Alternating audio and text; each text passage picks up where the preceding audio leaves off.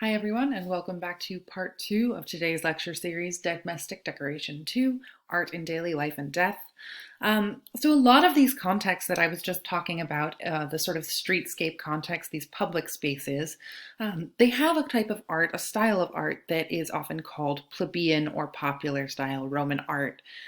So to better understand where these ideas are coming from, I want to introduce you to a little bit more background on the social structure of Roman life in general. So plebeian art is a style of art whose terminology is drawn from the socio-political sphere. So the question that I want to talk about briefly before we get back into the art itself is just what is a plebeian? And that comes down to this old plebeian patrician divide in Roman society that grows out of the very ancient history of the founding of the city of Rome in the 700s BC. And the patricians and the plebeians are both classes of Roman citizens, so enfranchised people. And patricians tended to be the descendants of the ruling elite of the founders of Rome, right? So people who were among the ruling class in the earliest age of the city, by descent only, they passed down their social status. Now, those are the hereditary classes, and they're mostly about social status. There is also a set of property-based classes that exist simultaneously in the Roman Republic and Empire. And these are based on your property, your level of land ownership and property ownership. So at the very top of the property-based classes, we have the senators. Below them, we have the equites or knights, so people who could afford to be an equestrian army officer. Then below them, we have 5 classes of different property ownership, first through 5th classes, and then finally below them, people who own nothing, the proles, the head count people. So they don't have property, but they are still citizens. When in the Republic voting happened by class. So, and if something passed, we didn't bother to continue voting. So generally speaking, the proles, the 5th classes, these sort of low class, low property owning people, did not have as much of a political voice as someone who owned a lot of property. So it was a distinctly inequitable system in this sense that property ownership meant a lot. Similarly, with our hereditary classes here, certain magistracies and certain priesthoods, so certain sort of public roles in life, were restricted to one or the other. Most cases, this was to benefit the patricians, the old ruling elite, over the plebeians, everybody else. Now, as time went on and the citizenry became a larger body of people, and plebeians, there was a very long struggle of the orders, the plebeians versus the patricians, at which point political power became slightly more evenly distributed. And then over time, once we get to the period of the late Republic, there is one role in politics called the tribune of the plebs, the tribune of the plebeians, that becomes so important that people who are born into patrician families even try to get themselves adopted into plebeian families so that they can hold this political office with veto power over any legislation. So over time, we definitely do see a shift where the patrician-plebeian divide becomes more of a sort of social tradition rather than a political distinction in power itself. At the same time that we have these 2 sort of citizen groups, we also have a whole lot of non-citizens in the Roman Empire. Once the empire starts expanding out, non-citizens for a very long period of time outnumber citizens by a lot. Up until about 212 CE, when Caracalla, a Roman emperor, decided to extend citizenship to everybody living in the empire who was free. So one example of this non-citizen category might be the peregrini, the provincial subjects, people living in provinces that had become incorporated politically into the Roman Empire, but had not been extended citizenship. Another huge category, one of the most important facets of Roman society, are slaves. And slaves were legally property. They had no rights. They could be killed if they had to give legal evidence. It was only permitted that they could do so under torture because their word was worth nothing on its own. So the cruelty of Roman slavery is certainly a major subject to be treated. Um, it's complicated because different slaves played different roles. So, for example, if you were a slave sent to the mines, that was effectively a death sentence. You would work underground in poor conditions, unable to breathe well, until you worked yourself effectively to death. So that was considered a major punishment. At the same time, say if you could get a really skilled philosopher slave from Greece, that could actually be sort of a status symbol that your slave was so highly educated. So slavery was a mix of both skilled and unskilled labor.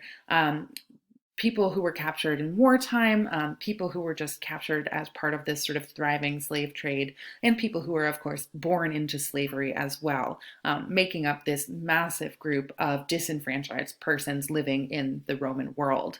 Another category that sort of comes out of this group of slaves are the liberti, the freed slaves. So freeing one's slaves was a fairly common thing to do in the Roman period. Oftentimes you might free slaves in your will, or if they had performed particular services to you. Especially skilled slaves might expect to earn their freedom over time. And once you became a freed slave, you were still associated with the household to which you had been enslaved before. Oftentimes you took the name of the proprietor of that household as your own. And then after that point, you could own property, you could own a business, and anyone that you gave birth to or any of your progeny at that point, once you were freed, would be born as freed citizens rather than as enslaved people. So the liberti was a sort of middle class, not in the sense of economic middle class, but in the sense that they were not enfranchised, but their children could be. And they could be extremely wealthy and extremely successful business people, but never have that sort of social capital of a freed person, a person who had been born free and been a citizen for their entire life. So naturally, when we start to see the Romans thinking about these different social classes and expressing their opinions about them, both through art and literature, there is a bit of a stereotype associated with wealthy freedmen, the wealthy freedman type. And this comes out of this idea that there is limited social mobility and slightly less limited economic mobility, right? So if you are a libertus, you are a freed slave, your social status is therefore fixed at that point, right? You will always be a freed slave. You cannot become a full-fledged citizen, though your children can. But there's less limited economic mobility. So you can be an extremely rich former slave. You can be richer than the oldest family in Rome. And out of that sort of disparity comes this wealthy freedman type character, the most famous of which is Trimalchio from Petronius's Satyricon. And that is it's a novel that follows a former gladiator through some misadventures, and part of it is that they go to dinner at this wealthy freedman's house, Trimalchio, and he is over the top. He's over the top with everything, over the top food, over the top service, over the top everything. He has the money, but not the sort of social awareness to understand that he's being overly ostentatious and not actually fully understanding the idiom of the wealthy elite, just sort of perverting it actually through his overspending and overly extravagant way of living. And so Trimalchio, in art historical terms, actually ends up defining a lot of the way that art historians have looked at the art of freedmen and the characters of freedmen throughout history. So when we find these households that seem to fit the freedman model, perhaps the name, right? They have the name of a Roman person and then a non-Roman name attached at the end that gives you a clue that this might be a freedman.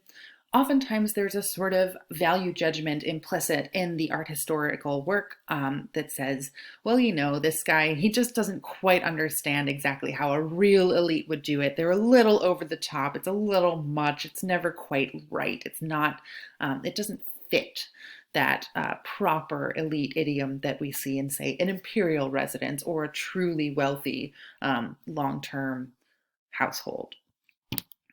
So that is a big problem, right?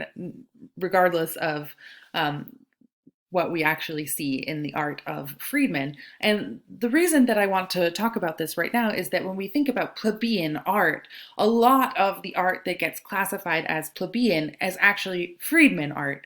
So people who are not plebeians because they are not citizens. But it has this sort of connotation of like lesser art, art that is less quality, less classicizing, less Greek in the way that it looks. So that is why I wanted to give you this brief introduction to the sort of social status and some of these class dynamics that are going on in the Roman world as we're thinking about the people who have to go outside. Wealth is a really big indicator of whether or not you are required to do so. So your activity that I want you to do now, continue thinking about the visual culture of the place you identified in part 1. And this can be a sort of incorporation of art itself, right? Say you picked a cafe that you work in and there are paintings by local artists on the wall, or it can be elements of design like signage or lighting color or pathways that are created through the space to sort of control the movement of those within. So I just want you to kind of think about the visual culture of the place that you already identified, and then to write 3 or 4 sentences describing the following things. 1, the target audience of the place and its visual culture. B, some ways the place establishes its aesthetic. And C, what do you think the intended effect of that aesthetic is on this target audience that you have identified? Thank you very much, and I'll be back with the next lecture shortly.